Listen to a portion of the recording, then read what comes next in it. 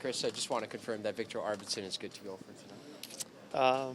He is not. So we'll be going 11-7 tonight. Okay, sounds good. 11-7. Did you find there was any adjustments that you had to make that maybe you didn't foresee last game?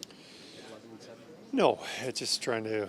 Every game's going to be a little bit different, just with the ebbs and flows of the game on defensive zone faceoffs, offensive zone faceoffs.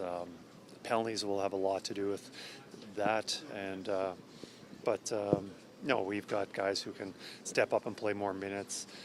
One of the guys, Henrik, is definitely a guy that we can lean on more, and he had his ice time a little bit more.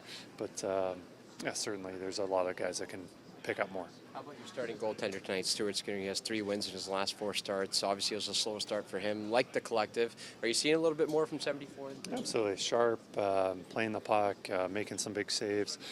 We're very happy with him. And, from what I saw last year when I came in here, solid goaltender throughout. And, yes, there were some bad games, but there wasn't very many of them, and somebody that we can rely on a lot. What's your sense of Connor coming off that big milestone night? It felt like an emotional night. What's your sense of him? I guess it's another big night for him coming home, but coming off that milestone, what are you feeling from him? Connor's always wanting to be the best and always ready to play 100%. So obviously it was a very emotional game for obviously Connor, but the team, you could see the support from his teammates and how happy they were for him to reach that milestone. But our start hasn't been what we wanted, and there's been a lot of urgency, or a lot of guys who want to turn things around and play the right way and start getting on a little win streak. You coach teenage Connor McDavid, the phenom. You've coached superstar Connor McDavid. What stands out to you how he just goes about everything around him and still sort of an even kill? Just very professional. Dedicated to the game, wanting to be the best, to work on his game, and not just accept that he's a good player and he can just enjoy that. He's always wanting to be better. You look at watch our morning skate or any practices, never takes a drill off. He's always going 100% because he always wants to push himself to be better, and probably feels that if he did relax and took a step back, other guys would catch him. And another part of it is just being very modest.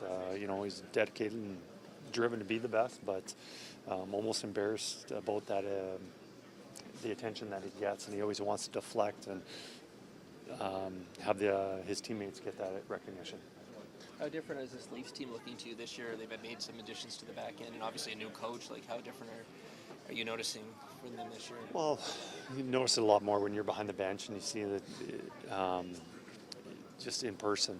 But you can see the team playing very good defensive hockey, and they added to the back end, so obviously that has a lot to do with it. But it's always different. We only watch a handful of games, and they're in game 17, 18 for them. So it's unfair assessment to say they've changed this much from last year.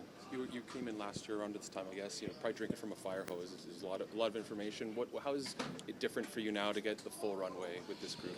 Well, I think the biggest thing is just I know what to expect from my players. I know who they are and what they provide. Last year was coming in, you're getting used to the systems that they were doing, the systems that I was familiar with, the lines, just everything, my coaching staff. But now everything's pretty much intact from last year. Of course, we got new players that came in and players that went out.